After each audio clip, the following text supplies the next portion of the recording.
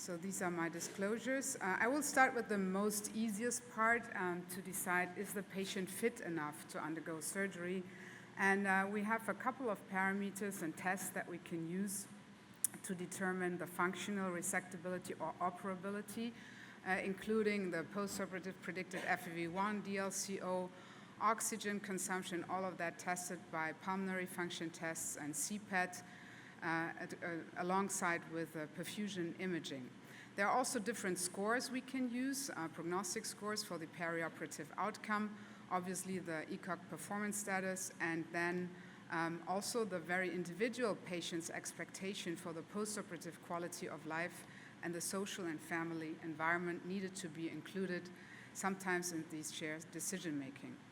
One point I would like to stress here is that when you go to the pulmonary function testing, don't only look at the 40% tough rule, but consider the LVRS effect of patients undergoing surgery, because all of our patients are heavily smokers usually, and they have emphysema, and you might take a part of the lungs that are not functional anymore, so please take this into consideration as well. Also, cardiac fitness needs to be assessed. There are well-used European algorithms that we can take into our consideration. I think most importantly, when you assess this, it's important that you have multidisciplinary clinics, including beside yourself as a surgeon and of course the oncologist, also eventually already the anesthesiologist, seeing the patient very early, considering several aspects, how we can better improve the performance status of our patients and to prepare him or her perfectly for surgery. And then one aspect is we need to consider, is the patient fit enough for resection after the therapy he or she just underwent? And the good news is when we look at all the trials, adding on immunotherapy to induction is not more toxic than chemotherapy alone. And when we look for the reasons for hampering surgery after induction, you can see here that it's only a very minor proportion, less than 5% actually, of patients who did not undergo surgery because as a consequence of toxicity. Now it's getting a little bit more interesting. So when is the tumor biologically resectable? And I think the assumed oncological outcome, the only actual numbers we can base our prognosis on is the CTNM staging. This is the old one yet, and based on this, the EORTC lung cancer group launched an initiative last year and tried to define criteria for resectability. Very important to define inclusion criteria for clinical trials. It's going to be published soon, and I keep on repeating this, that it's only for clinical trial use and please not for clinical decision making in your MDT boards. So the methodology was basically a systematic review of the literature and then a survey on clinical practice in the different societies. So several European societies participated, and then a clinical case scenario, and the integration of all of this led to several guidelines. Jonathan loves to show that slides, that's why I'm showing it here. That's in the upcoming publication, and you can see based on different subset of TNM stages, patients were considered to be clearly resectable or eventually only potentially or unresectable. I'm sure many people here in the room would not agree with all of this on the table, me included, although I was part of the initiative. But I think the reason why this happened is this. When you look at the historical or traditional lymph node resectability criteria in current guidelines, this is what you find. You find usually expressions like bulky N2, which is not even clearly defined. We used up to 3 centimeter in the consensus process, and then you have expressions like invasive, infiltrative, single station, multi-station, how many stations? So it's really, to be very clear, it's not clear. And if you look at the trials going on right now, this is the intention to treat population from the NADIM trial. There was quite a big proportion of multi-station N2 patients, and in the supplement data you can find that many of those were actually downstaged. And I'm happy that I can repeat for the second time these amazing and new interesting data which were presented by Dr. Cascona at ASCO, where we can see that multi-station N2 stage 3 had actually in the patient population which was resected such amazing response rates, which were really up to nearly 40%. Also here you can see in the Nivo arm patients that were downstage from clinical N2 to YPN0 was a very big proportion of patients, which also impacted the event-free survival, as you can see on this slide, and which has been already presented. So I think we really have to rethink the whole multiple N2 station. And this is also reflected in this nice work of the Canadian work in real-world data from a regionalized pulmonary oncology network. Also here you can see many, many patients were downstaged in a real-world setting. So how do we decide? Which tools do we take for decision making? Obviously, imaging toolkit is the one that we need. PET-CT, very important with contrast enhancement. And you can see on this slide how bad actually is our imaging. So we need it for CT&M staging, but also assessing the resectability rate. And on the contrast-enhanced CT scan, you can see that, I don't know if you can see here, it's already over, but there was a little suspicion of infiltration of the left atrium. Everybody was actually considering this patient as irresectable, and we just said we're gonna try anyway. After induction, the patient responded, and we were ready to perform this procedure under ECMO, even upgrade to cardiopulmonary bypass, but finally wasn't even necessary because the only thing we found is after clamping the atrium, this little thrombus here that was just in the atrium sitting and not any tumor infiltration. So watch out when you interpret your CT scan or PET-CT scan and enhance your imaging modalities by adding, for example, ECG-triggered cardiac MRI, echocardiography, or other techniques, and maybe we even need more fancy and advanced imaging approaches in the future.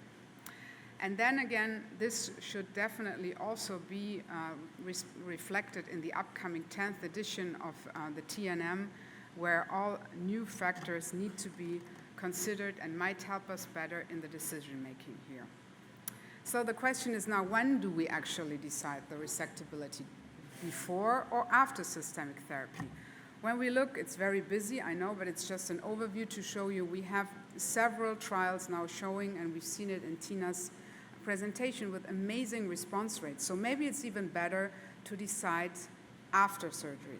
However, we should also not be too ambitious in including too many borderline patients into these protocols, because most probably the attrition to surgery percentages up to 20% in all these trials was most probably because we were a little bit too aspirational and too optimistic in including borderline patients into these protocols. And this is reflected also here, that we can see the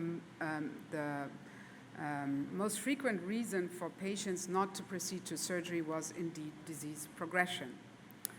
Oops, what's this? Here. And so I think what is really a very good trial currently ongoing is this one with the MDT bridge, where we can include patients who are borderline. Thank you. But when we postpone our decision-making to after systemic therapy, we also have to consider several other aspects. So there's nodal immune flare, or so-called hyper or pseudoprogression, which can influence our decision-making. And maybe a radiological response assessment with PERSIST or iRECIST can further help us here in our decision-making process. Are there any other tools that we can use? We had an excellent talk about ctDNA, but biomarkers for response, predicting immunotherapy response remains very challenging, in particular because anyway, the clinical benefit of these drugs is regardless of PD-L1 expression. So definitely we need other ones. So what's on the horizon? There are cancer-associated fibroblast phenotypes and spatial features that are associated with outcome and also with prognosis and response to immunotherapy, or spatial distribution of tumor-infiltrating lymphocytes predicting tumor response, and immunosenescence, which is actually present in up to 1/3 of non-small cell lung cancer patients, also correlating with the lack of benefit from these drugs. We heard about ctDNA. And last but not least, I would like to speak a little bit what surgeons like most about the technical considerations when we think about resectability. So I think the ultimate goal indeed is that we have an R0 resection at the very end. And this might become particularly challenging in locally advanced tumors where you have invasion or extension to neighboring structures, and it requires an en bloc resection of the involved structures with surely negative margins. This sometimes might require a special skill set and technical equipment such as ECLS, cardiopulmonary bypass, vascular reconstruction, and also other disciplines than just thoracic or cardiothoracic surgeons. So we don't have the breakdown of T4 tumors just stage-wise in all of these trials, but still there is quite a high rate of T4 tumors that have been included in these trials. And going back again to these clinical case scenarios that were discussed during the EORTC process, you can see that T4, even T4 and 0, were not always considered to be resectable. This is indeed because the surveys were sent around and the doctors being asked were very much reluctant as soon as the T4 involved structures of the heart, the spine, or the esophagus, which actually indeed can be resected, like I can show you here in this 65-year-old female patient, excellent performance status with a CT4 and 0 tumor, suspicion of infiltration of the aortic arch. And after induction therapy, we have an excellent response, as you can see here on the PET-CT scan. But still, we need to be prepared for a complicated surgery, which we are doing by implanting an endograft into the aortic arch, which makes the procedure safer when we come to the resection of the aortic adventitia. And you can see here, I did the case even robotically, and you can see there the upper lobe on the left side, which is stuck on the aortic arch. But I can be a little bit more aggressive. This is normal speed operation, so video. So you can see we can be a little bit more aggressive because we know we have the stent below that and proceed. And it's worthwhile because the patient had a complete response. So I think a very important message here, and that's even written down in the NCCN guidelines, if a surgeon or a center is uncertain if technical resectability with free margins can be achieved, it's important to obtain an additional surgical opinion from a high-volume specialized center. If you want to read more about technical considerations, there are two nice papers discussing resectability. One I was writing together with Jonathan and colleagues, and another one that came out of a joint workshop from the European Respiratory Society and European Society of Thoracic Surgery. Besides the free margins, and it's also a lot about lymph nodes and some more technical considerations. I think important nowadays with all the new techniques of minimal invasive surgery, it's also, I just wanted to mention a few words on the surgical access that we're using for these kind of procedures.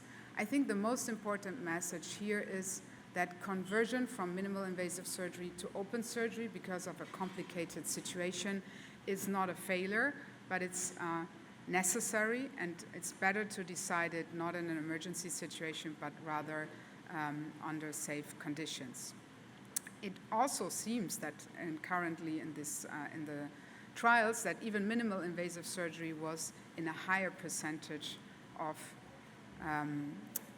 the procedures. So in summary, preoperative assessment for resection includes evaluation of respiratory and cardiovascular risk, as well as the general patient condition and comorbidities. The multidisciplinary tumor board discussion assesses the assumed oncological outcome and the overall evaluation of risk versus benefit. We need accurate imaging and maybe some more techniques than just only PET-CT to understand the exact biological tumor stage.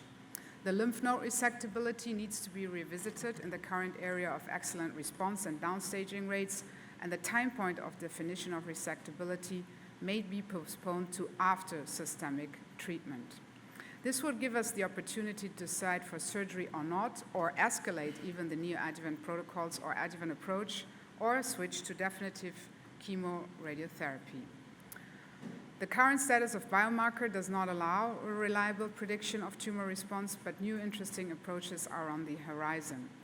And the technical resectability needs to be assessed by surgeons and centers offering the full armamentarium and skill set, and seeking a second opinion might be necessary in special cases, because the overall ultimate goal for surgery is to achieve an R0 resection. The selection of the surgical access should be based on the patient's characteristics, surgeon skills, and the whole surgical and hospital environment. And last but not least, the shared decision-making with the patient is very important. To conclude, what I think we need for the future is better criteria for our decision-making about resectability than just biomarkers and imaging, and we have to integrate not only the anatomical and functional aspects into the holistic picture for every patient to have a more personalized approach. And we want to further integrate other biological criteria, and for this we could possibly in the future even avoid futile resections, but also on the contrary could even offer complex resections to those patients who have favorable systemic biology. Thank you very much.